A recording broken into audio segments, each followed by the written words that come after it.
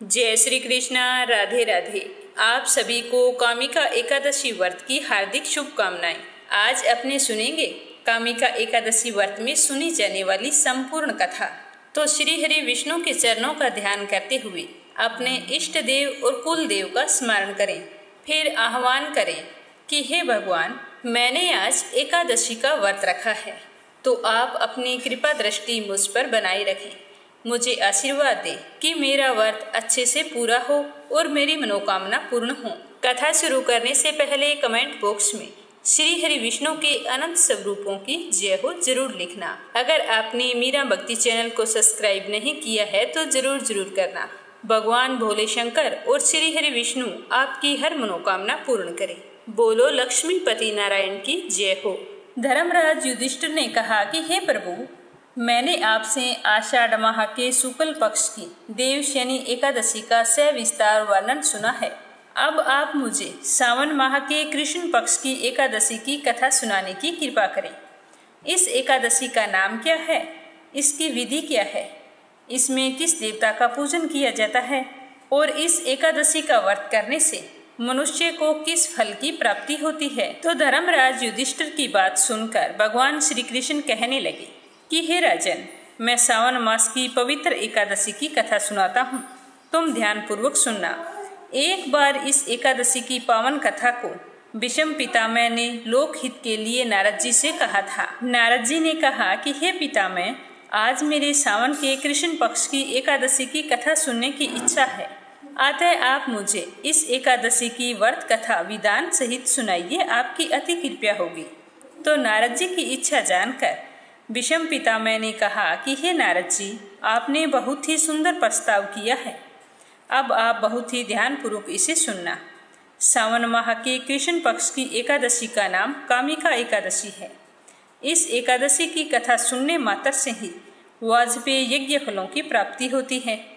कामिका एकादशी के उपवास में शंख चक्र गदाधारी भगवान विष्णु का पूजन होता है। जो मनुष्य इस एकादशी को धूप दीप नैवेद्य आदि से भगवान विष्णु की पूजा करते हैं, उन्हें गंगा स्नान के फल से भी उत्तम फलों की प्राप्ति होती है। सूर्य ग्रहण और चंद्र ग्रहण में केदार और कुरुक्षेत्र में स्नान करने से जिस पुण्य की प्राप्ति होती है, वह पुण्य कामिका एकादशी के दिन भगवान विष्णु की भक्ति पूर्वक पूजा करने से प्राप्त हो जाता है।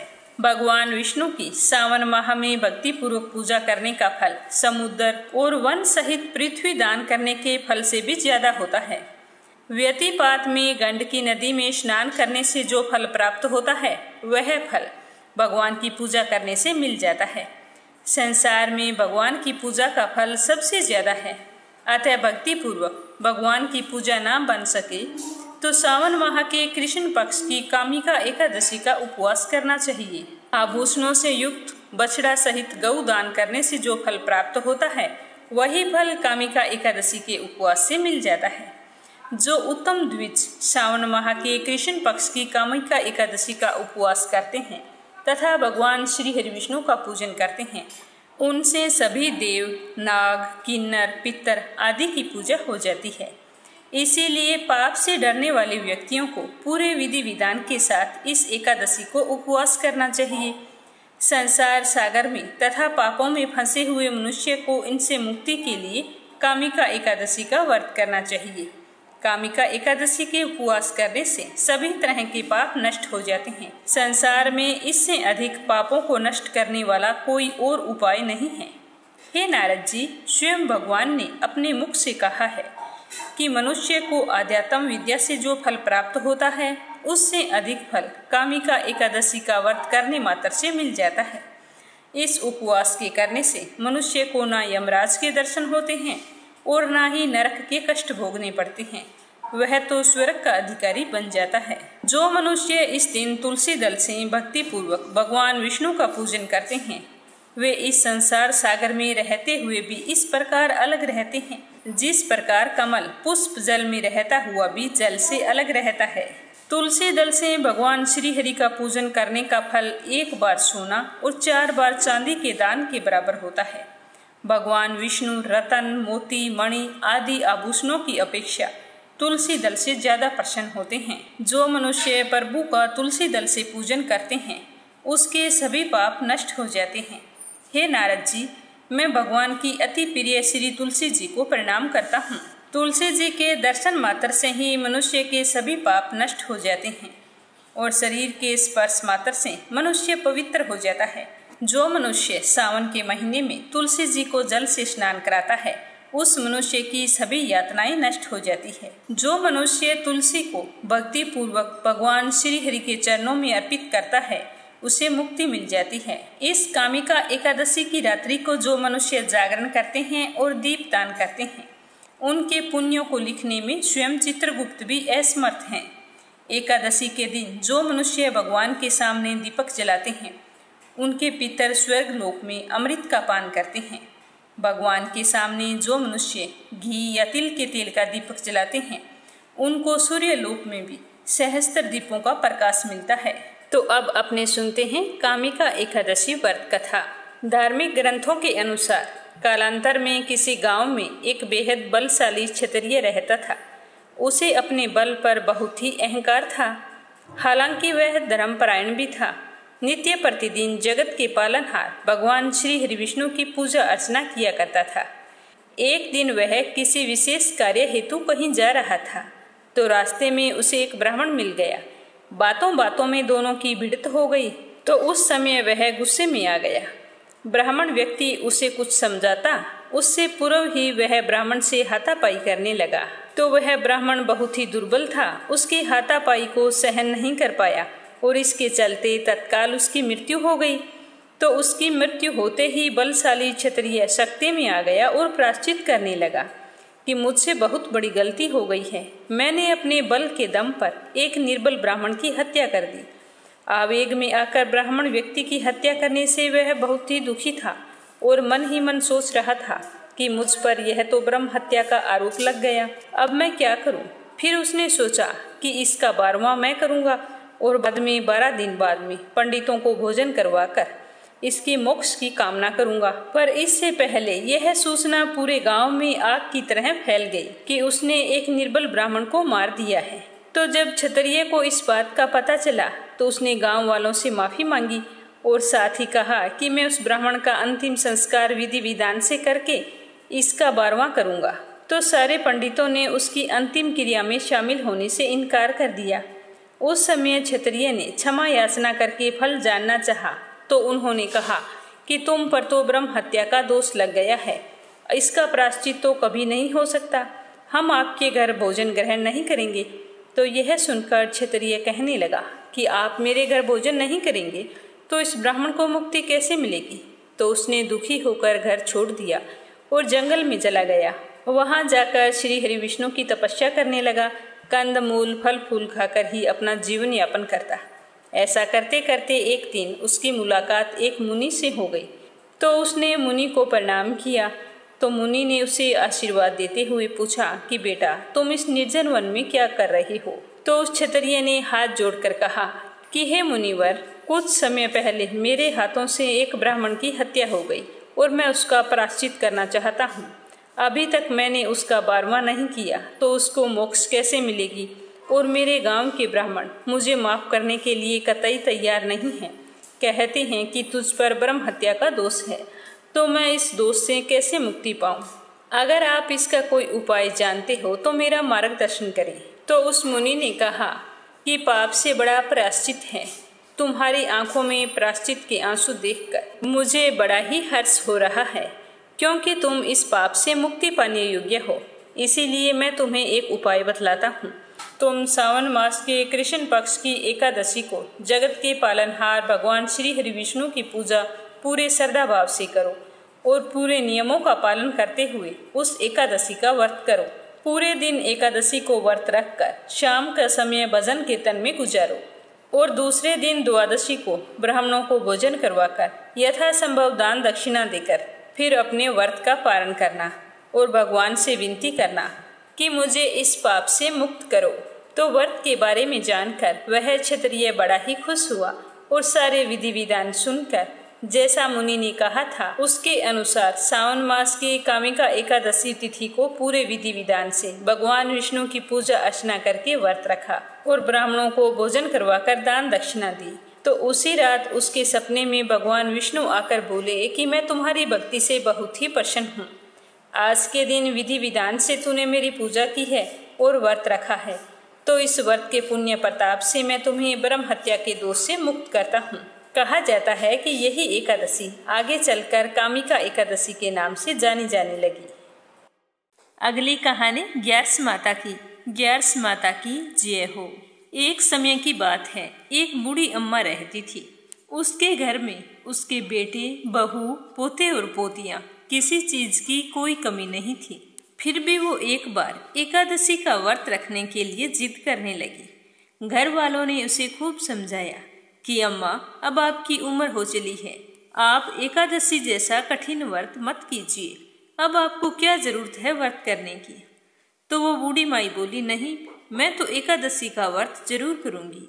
मैं अपने बेटे, बहुओं, पुत्र पोत्रों आदि की सुख सुविधा के लिए व्रत रखना चाहती हूँ। मैं चाहती हूँ कि मेरे बच्चों को किसी भी तरह की कोई तकलीफ ना हो, हमारा घर धन धान्य से परिपूर्ण हो। तो इस तरह कहकर वह बूढ़ी अम्मा एकादशी का दिन आया तो व्रत रख लिया। सुबह सवेरे जल्दी उठकर स्नान किया और उसके बाद में घर के मंदिर में श्री हरि विष्णु के समक्ष घी का दीपक जलाकर एक जल से भरा हुआ कलश रखकर श्री हरि विष्णु के चरणों का ध्यान करते हुए उसने अच्छी तरह से व्रत कथा सुनी और ओम नमो भगवते वासुदेवाय मंत्र का जाप भी किया। उसके बाद में अपने बच्चों के मंगल जीवन की कामना करते हुए सूर्य भगवान को अर्घ्य दिया। फिर पूरा दिन पूजा पाठ करती रही। पंडित जी के घर पर मिट्टी के पात्र को जल से भरकर और ऋतु फल दान में दिया।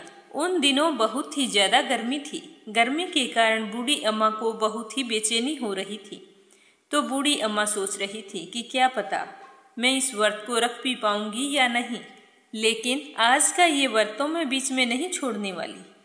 तो इस तरह बूढ़ी अम्मा भूख प्यास से परेशान बार बार पानी से कुल्ला करती, मुंह धोती, तो थोड़ी देर के लिए राहत महसूस होती, फिर वही हालत हो जाती। तो बूढ़ी अम्मा कुछ देर तक तो तालाब में पानी में ही बैठी रही, लेकिन बाहर निकलते फिर उसका बार बार मुंह सूखने लगा। बूढ़ी अम्मा बहुत ही परेशान हो रही थी। एक तरफ तो उसका बुढ़ापा और दूसरी तरफ वो भयंकर गर्मी। जैसे तैसे करके बूढ़ी अम्मा ने दिन तो काट लिया, पर अब सामने पहाड़ जैसी रात थी। उसका कटना बड़ा ही कठिन दिखाई दे रहा था। खटिया पर पड़ी बूढ़ी माई बार बार करवट बदल रही थी। कभी खड़ी होती, बाहर जाती, कभी अंदर आ जाती, पर कहीं भी उसे शांति महसूस नहीं हो रही थी। वो वापस खटिया पर आकर बैठ गई और एकादशी माता का स्मरण करती रही। कहने लगी कि हे माता जी, आज तो आप ही मेरी लाज रखिए, आप मुझे शक्ति दीजिए जिससे मैं भली भांति आपका व्रत पूर्ण कर सकूं और ये पहाड़ सी रात शांतिपूर्वक व्यतीत कर सकूं। प्यास के कारण बूढ़ी माँ की बेचैनी बहुत ही बढ़ रही थी। उसने बहुत ही धैर्य रखने की कोशिश की, चुपचाप बैठी रही, पर फिर भी प्यास बूढ़ी माई से सहन नहीं हुई। उसकी सहनशीलता की सीमा टूट गई और वे घबराकर एकदम से चिल्ला पड़ी और जोर जोर से कहने लगी कि बचाओ बचाओ बचाओ। तो अम्मा का चिल्लाना सुनकर उसके परिवार के सारे सदस्य वहां पर एकत्रित हो गए। अड़ोसी पड़ोसी भी वहां पर आ गए और बूढ़ी अम्मा की खटिया के चारों ओर खड़े होकर कहने लगे कि अम्मा जी, आपको क्या हो गया? आप इस तरह से क्यों चिल्ला रही हैं? तो बूढ़ी अम्मा की बहू ने कहा कि आपको पता है, हमारी अम्मा जी ने आज एकादशी का व्रत रखा है। हम सब ने मना किया था, इतनी उम्र के अंदर व्रत रखने की क्या जरूरत है? आज इन्हें कौन सी कमी है जो इन्हें व्रत रखने की नौबत आ गई? तो सारे लोग कहने लगे कि हाँ, सही बात है अम्मा जी, आपकी अब उम्र हो चली है, व्रत रखने के लिए शक्ति की जरूरत होती है। अगर शक्ति हो तो ही भक्ति होती है। अब एकादशी जैसा कठिन व्रत आपके बस की बात नहीं है। हम जैसे हट्टे कट्टे भी एकादशी का व्रत रखने में हिचकिचाते हैं और आपने बिना सोचे समझे एकादशी का व्रत रख लिया। तो बूढ़ी अम्मा कहने लगी कि भोजन तो मैं नहीं करूंगी और ना ही मैं पानी पीऊंगी। आज तो लगता है कि मेरे प्राण निकल जाएंगे। आप ऐसा करो कि एक छोटी सी मटकी पानी से भरकर मेरी छाती पर रख। तो यह सुनते ही उस बुढ़िया का पोता भागकर एक छोटे से घड़े में पानी लेकर आया और अपनी दादी की छाती पर धीरे से रख दिया। पात्र को छाती पर रखते ही थोड़ा सा आराम मिला। आराम मिलने के कारण बूढ़ी अम्मा को नींद आ गई तो सारे कहने लगे कि चलो अब अपने भी आराम करते हैं, आधी रात बीत चुकी है, आधी रात और है, अब अम्मा को नींद आ गई है, जागने तक सवेरा हो जाएगा। तो इस तरह सब अपने अपने घर चले गए। बेटे बहू पोते पोती सब सो गए। तो एकादशी माता सोचने लगी कि ये बूढ़ी अम्मा बहुत कठोर है, दिन भर मैंने इसे कितना परेशान किया, फिर भी पानी पीने का नाम भी नहीं लिया। अब मुझे खुद जाकर इसकी परीक्षा लेनी होगी। यह सोच एकादशी माता मुर्गे का रूप लेकर रात को ही बांग लगाने लगी। तो मुर्गे की आवाज़ सुनकर दादी माँ की आंख खुल गई और उसने सोचा अभी लगता है भोर हो गई। तो वो जल्दी से खड़ी हुई और बाहर आई। बाहर आकर आसमान की ओर देखा तो आसमान में कहीं भी उन्हें प्रातःकालीन तारा दिखाई नहीं दिया। तो वो सोचने लगी कि ये मुर्गा क्यों और कैसे बोल रहा है। अभी तक तो जो तारिया उगता है जिसे देखकर मैं अनुमान लगाती हूँ कि सवेरा हो गया, वो भी नहीं निकला है, फिर ये मुर्गा कैसे बोल रहा है। इस तरह सोचते सोचते बूढ़ी अम्मा को फिर से प्यास लग गई। अब उनका मन विचलित होने लगा, लेकिन उन्होंने निश्चय कर रखा था कि व्रत को तो मैं पूरा करके ही छोड़ूंगी, चाहे भले ही मेरे प्राण क्यों ना निकल जाए। यह सोचकर वो खटिया पर जाकर लेट गई और एकादशी माता को याद करती रही। तो एकादशी माता ने एक बार फिर उसकी परीक्षा लेनी चाहिए। माता रानी एक छोटी सी बालिका का रूप धारण करके एक गिलास में शरबत लेकर उस बूढ़ी माई के सिरहाने आकर खड़ी हो गई और जोर से बोली कि दादी जी सवेरा हो गया है, आप हाथ मुंह धोकर शरबत पी लीजिए। तो उस बच्चे की आवाज़ सुनकर बूढ़ी माई ने आंख खोली तो देखा कि उसके सिरहाने एक छोटी सी बच्ची शरबत का गिलास लेकर खड़ी है।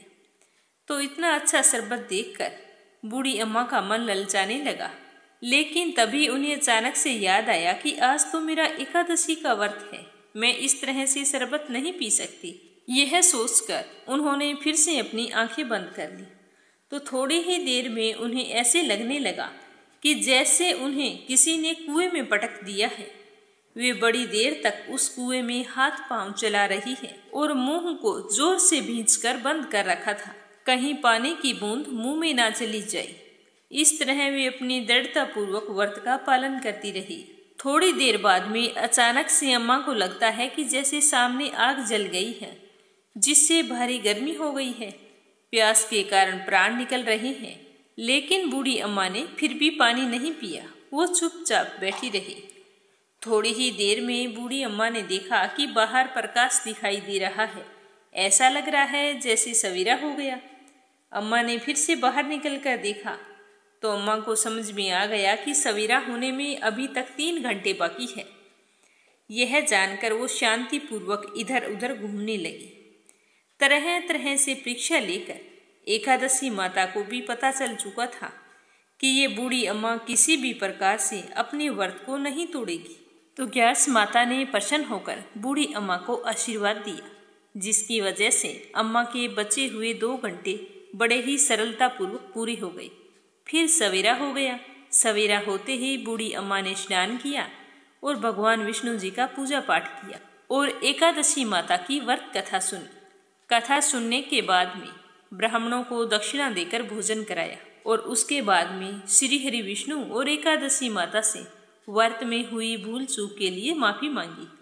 उसके बाद जाकर जल ग्रहण किया और फिर अपने व्रत का पारण किया।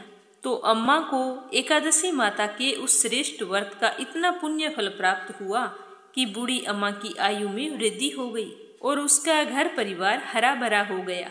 घर में अब कोई भी अभाव नहीं था, वो धन धान्य से परिपूर्ण थे और उनका घर हर तरह के सुख साधनों से संपन्न हो गया। फिर वो इस लोक के सारे सुखों का भोग करती हुई अंत में विष्णु धाम को गई। हे एकादशी माता, जैसा फल आपने बुढ़िया को दिया वैसा सबको देना। जो भी 11 का व्रत रखकर आपकी ये कथा सुने उसकी सारी मनोकामनाएं पूर्ण करना। एक बार एक राज्य में एक राजा रहा करता था। राजा बहुत ही बुद्धिमान और बलशाली था। राजा सदैव अपनी प्रजा का बहुत ही अच्छे से ध्यान रखता था। प्रजा भी अपने राजा को बहुत पसंद करती थी। उस राजा की 2 बेटियां थीं। राजा अपनी दोनों बेटियों से बहुत ही प्रेम करता था। राजा की छोटी बेटी देखने में बहुत ही सुंदर और आकर्षक थी। राजा की बड़ी बेटी छोटी बेटी के मुकाबले थोड़ा कम सुंदर थी। राजा की छोटी बेटी ग्यार्स माता की पूजा किया करती थी और सभी लोग राजा की छोटी बेटी से बहुत ही प्रेम करते थे और बहुत ही उसकी प्रशंसा किया करते थे। राजा भी अपनी छोटी बेटी को बड़ी बेटी से अधिक प्रेम करते थे। इसका कारण यह था कि राजा की छोटी बेटी का स्वभाव बहुत ही अच्छा था। वह अपने नगर वासियों से, आम लोगों से बहुत ही अच्छे से बात करती थी, इसीलिए वह सबकी चहेती थी। यह सब देखकर राजा की बड़ी बेटी को बहुत ही जलन होती थी। वह अपनी छोटी बहन से बहुत ही नफरत करने लगी। ऐसा करते करते समय बीतता गया। राजा की दोनों बेटियां बड़ी हो गई। तब एक पड़ोसी राज्य में रहने वाला राजकुमार राजा की बड़ी बेटी के लिए रिश्ता लेकर आया। लेकिन जैसे ही उस राजकुमार की नज़र राजा की छोटी बेटी पर पड़ी तो वह राजकुमार की छोटी बेटी पर आकर्षित हो गया और उसने राजा को उनकी बड़ी बेटी से शादी करने के लिए मना कर दिया। तो राजा ने उस राजकुमार से पूछा कि ऐसी क्या बात है, तुमने मेरी बेटी से विवाह करने के लिए मना क्यों कर दिया? तो राजकुमार ने हाथ जोड़कर कहा कि मैं आपकी छोटी बेटी से विवाह करना चाहता हूँ। तो राजा ने कहा कि कोई बात नहीं, ठीक है, अगर तुम मेरी छोटी बेटी से विवाह करना चाहते हो तो छोटी के साथ कर दूंगा। लेकिन यह बात जब राजा की बड़ी बेटी को पता चली तो वह अपनी छोटी बहन पर बहुत ही गुस्सा हुई और अपनी ही बहन को अपना दुश्मन मान बैठी और उससे बदला लेने की सोचने लगी कि इसकी वजह से मेरी शादी टूट गई। तो मन ही मन राजा की बड़ी बेटी अपनी छोटी बहन को जान से मारने का षड्यंत्र रचने लगी। तो एक दिन उसने अपनी छोटी बहन को मारने के लिए उसके लड्डू में जहर मिला दिया और फिर अपनी बहन को खाने के लिए दे दिया। राजा की छोटी बेटी ने उस लड्डू को खा लिया, लेकिन फिर भी उसको कुछ नहीं हुआ क्योंकि वह ग्यार्स माता के व्रत और पूजा पाठ किया करती थी। तो उसकी बहन ने देखा कि उसे जहर का लड्डू खाने के बाद भी कुछ नहीं हुआ तो वह बहुत ही आश्चर्यचकित हुई, लेकिन उसने हार नहीं मानी। उसने एक दिन अपनी छोटी बहन जब वो कमरे में सो रही थी तब एक मटके में सांप रखकर उसके कमरे में छोड़ दिया, लेकिन वह जहरीला सांप भी उस छोटी बहन का कुछ नहीं कर पाया। तो यह देखकर राजा की बड़ी बेटी बड़ी ही हैरान होती थी कि इसे कुछ होता क्यों नहीं है। तो एक दिन वह अपनी छोटी बहन से बोली कि चलो बहन, हम कुएं से पानी भरकर लाते हैं, आज हमारी इच्छा है कि हम पानी लेकर आएं। तो वह अपनी छोटी बहन को लेकर पानी भरने के बहाने कुएं पर ले गई। जैसे ही छोटी बहन कुएं के पास हुई तो बड़ी बहन ने अपनी छोटी बहन को कुएं में धक्का दे दिया, लेकिन छोटी बहन को तो कुछ नहीं हुआ क्योंकि हर बार ग्यार्स माता उसकी रक्षा कर रही थी। और उधर बड़ी बहन अपने सारे प्रयास असफल होते देखकर बहुत ही क्रोधित होती जा रही थी। फिर उसने अपनी छोटी बहन के पास जाकर खुद ही उसे पूछा कि मेरी छोटी बहन, तुमको पता है भगवान ने सबकी मृत्यु एक निश्चित समय पर लिखी हुई है और कैसे तुम्हारी मृत्यु होगी यह तो तुम भी नहीं जानती। तो इतना सुनते ही छोटी बहन ने कहा कि बहन, मैं तो जानती हूँ कि मेरी मृत्यु कैसे होगी। तो छोटी बहन के मुंह से ये बात सुनकर बड़ी बहन मन ही मन बहुत ही प्रसन्न होने लगी। उसे अपनी छोटी बहन से कहा, मुझे अपनी मृत्यु का राज बताओ तो ही मैं मानूंगी, क्या पता तुम झूठ बोल रही हो। तो यह सुनकर छोटी बहन बोली कि मेरी मृत्यु एक तोते में है, जो तोते के गले में एक हार है उससे मेरी मृत्यु होगी। जब तक कोई भी व्यक्ति तोते को मारकर वह हार अपने गले में पहन लेगा तो मैं मूर्छित हो जाऊंगी, और जैसे ही वह उस हार को अपने गले से उतारेगा तो मैं वापस जीवित हो जाऊंगी। तो अपनी छोटी बहन की मृत्यु का राज जानकर बड़ी बहन मन ही मन बहुत ही खुश हुई और उसने अपनी छोटी बहन को मारने के लिए पालतू तोते को ढूंढना शुरू कर दिया। और छोटी बहन को भी आभास हो गया था कि उसकी ही बहन उसकी जान लेना चाहती है। तो वह अपने पिताजी के पास गई और अपने पिताजी से कहा कि पिताजी, मेरी मृत्यु के बाद मुझे जलाइएगा मत। मुझे अपनी पुरानी हवेली में एक पलंग पर लिटाकर छोड़ देना। तो राजा अपनी छोटी बेटी के मुंह से इस तरह की बात सुनकर बहुत ही आश्चर्यचकित हुए। अपनी बेटी से बोले कि बेटा, तुम इस तरह की बातें क्यों कर रही हो? मैं तुम्हारी शादी करना चाहता हूँ और तुम मरने मारने की बातें कर रही हो। तुम्हें पता है तुम्हारे इस तरह बात करने से मुझे कितना दुख होता है। तो राजा की छोटी बेटी बोली कि नहीं पिताजी, समय का कोई भरोसा नहीं है। समय कभी भी किसी के लिए नहीं रुका। कब क्या हो जाए किसी को कुछ पता नहीं। आप मुझे वचन दो कि मुझे मरने के बाद जलाओगे नहीं। जैसा मैंने कहा है वैसा ही करोगे।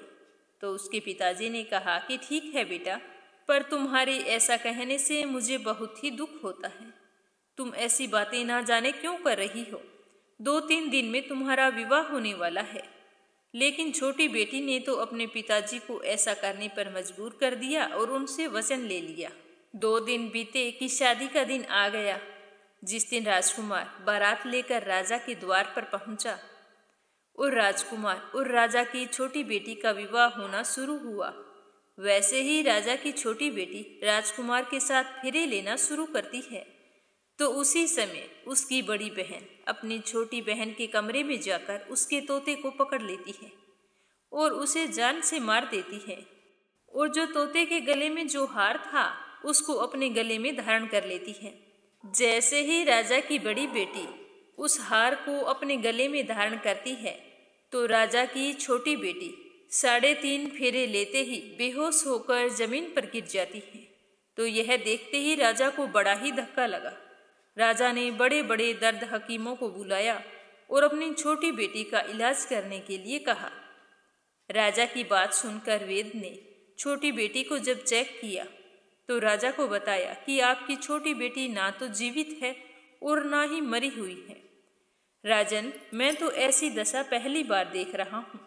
तो राजा ने वेद से यह बात किसी और को बताने से मना कर दिया और कहा कि अगर तूने ये बात किसी और को बताई तो हम तुम्हें फांसी दे देंगे। ऐसा कहकर वेद को वहां से जाने दिया और फिर राजा ने अपनी छोटी बेटी को पुराने महल में ले जाकर एक पलंग पर लेटा दिया और वहां पर कुछ सैनिक तैनात कर दिए और अपने महल पर वापिस आ गए और सोचने लगे कि राजकुमार को क्या जवाब दूंगा।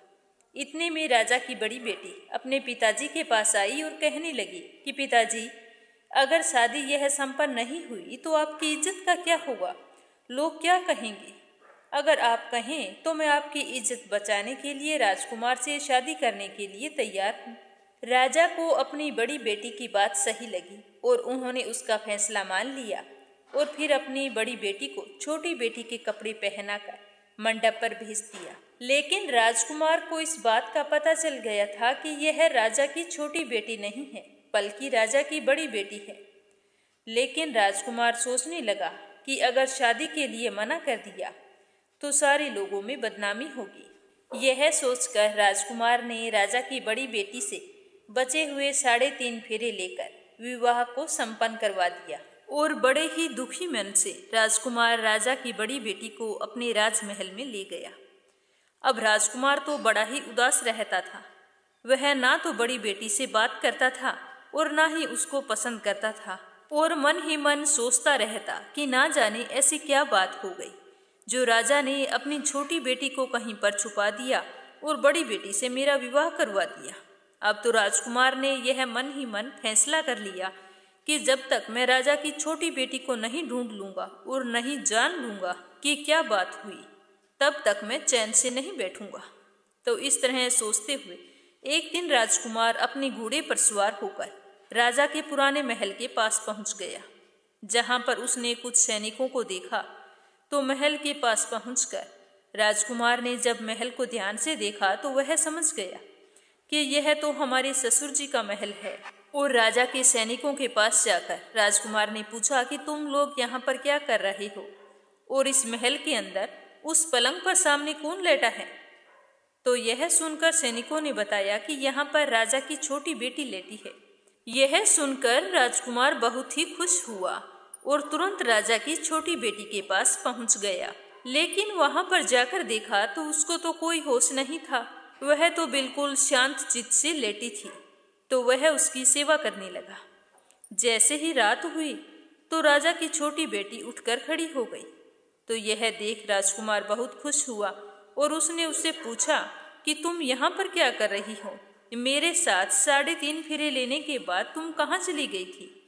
तुम मेरे साथ चलो, मुझे तुमसे शादी करनी थी, तुमने मेरे साथ ऐसा क्यों किया? तो राजा की छोटी बेटी ने राजकुमार को सारी बातें बता दी कि किस तरह मेरी जान एक तोते में बसी थी, और यह बात मैंने सिर्फ अपनी बहन को बताई थी। मुझे पता है कि उसी ने मुझे मारने का प्रयास किया है। अब उसके पास एक हार है जिसको वह सुबह पहन लेती है और रात को उतार देती है। जब वो सुबह पहनती है तो मैं मूर्छित हो जाती हूँ और रात को उतारती है तो मैं फिर से जीवित हो जाती हूँ। जब तक वह हार मेरी बड़ी बहन के पास है, मैं ऐसे ही जीवित और मूर्छित होती रहूंगी। अगर मेरी बड़ी बहन के पास जो हार है वह अगर मेरे हाथ आ जाए तो मैं हमेशा के लिए जीवित हो जाऊंगी। तो राजकुमार ने सारी बातें बड़ी गौर से सुनी और फिर राजा की छोटी बेटी के पास ही रहने का निर्णय ले लिया, और उसने अपने बचे हुए 3.5 फेरे भी उससे पूर्ण कर लिए और फिर वहीं पर दोनों रहने लगे। इस तरह कुछ समय बीत गया। राजा की छोटी बेटी गर्भवती हो गई। एक दिन राजकुमार को किसी काम से बाहर जाना पड़ा, तो उसी दिन छोटी राजकुमारी के पेट में दर्द होने लगा। तो उसने ग्यारस माता को याद किया। उसके याद करते ही ग्यारस माता वहां पर प्रकट हो गई और अपनी प्रिय भक्त के पेट के दर्द को दूर किया और उसे पुत्र की प्राप्ति करवाई। तभी वहां पर अचानक से राजकुमार भी आ गया। राजकुमार ने ग्यारस माता को देखा तो आश्चर्यचकित हो गया। उसने तुरंत माता को प्रणाम किया और ग्यारस माता ने राजकुमार से कहा कि जब तुम्हारा पुत्र 5 वर्ष का हो जाए तो तुम अपनी पत्नी का हार लाकर इसके गले में डाल देना। ऐसा करने से तुम्हारी छोटी रानी हमेशा के लिए जीवित हो जाएगी। तो यह सुन राजकुमार बहुत ही खुश हुआ और समय बीतता गया। देखते ही देखते राजकुमार और राजा की छोटी बेटी का पुत्र 5 वर्ष का हो गया।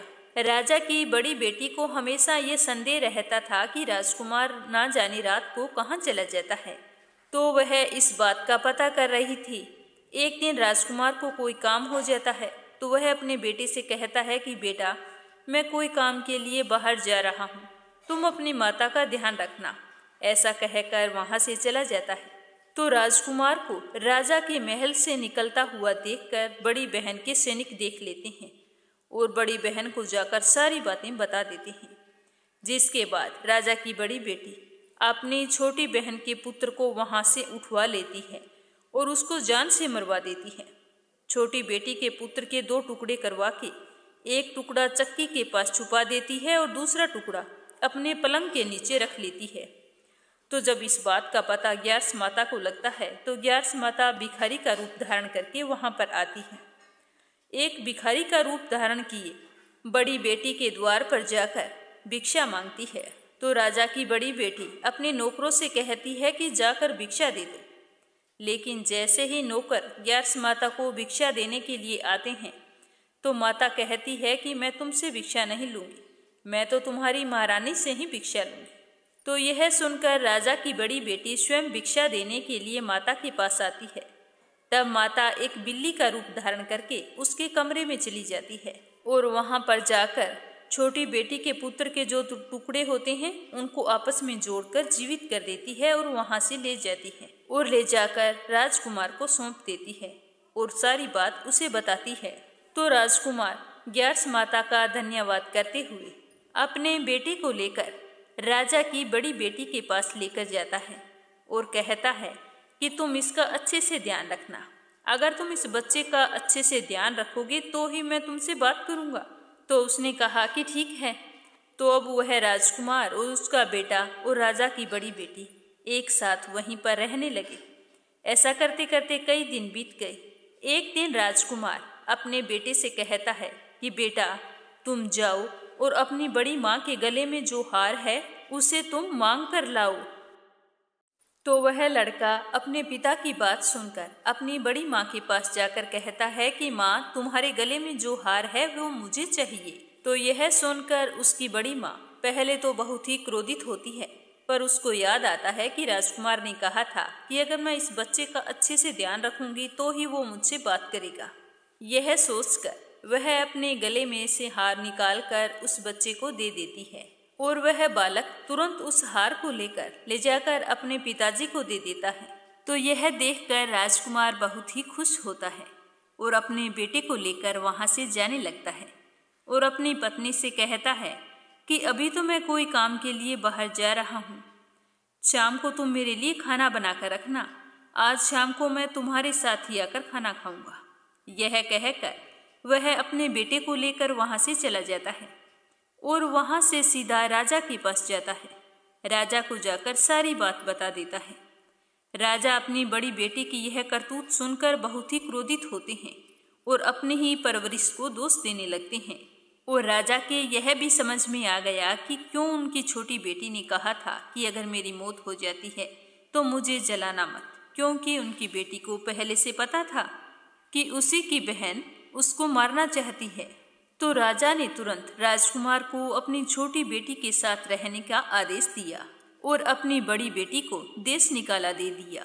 तो इस तरह राजा की छोटी बेटी को ग्यारस माता के व्रत और पूजा पाठ से अपना खोया हुआ मान सम्मान और अपना जीवन पुनः प्राप्त हुआ। हे एकादशी माता, जिस तरह आपने राजा की छोटी बेटी की रक्षा की उसी तरह सबकी करना। बोलो एकादशी माता की जय हो। अब सुनेंगे लप्सी और तपसी की कहानी, जो हर व्रत कथा के बाद में अवश्य सुननी चाहिए कि लप्सी का फल लप्सी को मिले, तपसी का फल तपसी को मिले और हमारी कहानी का और हमारे व्रत का पुण्य फल हमें मिले। और कमेंट बॉक्स में विष्णु भगवान की जय हो लिखकर इस वीडियो को ज़्यादा से ज़्यादा शेयर करना, ताकि आप सभी पर भगवान का आशीर्वाद हमेशा बना रहे। जय श्री कृष्ण। राधे राधे।